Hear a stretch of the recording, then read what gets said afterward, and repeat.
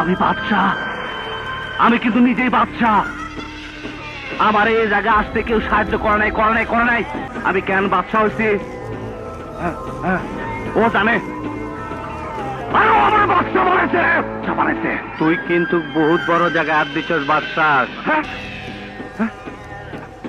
কোন বড় জায়গা?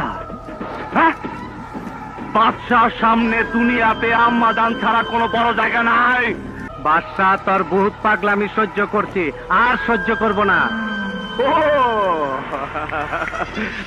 কাটাকাটি দোস্ত, তুই আমার সাথে কাটাকাটি করবি?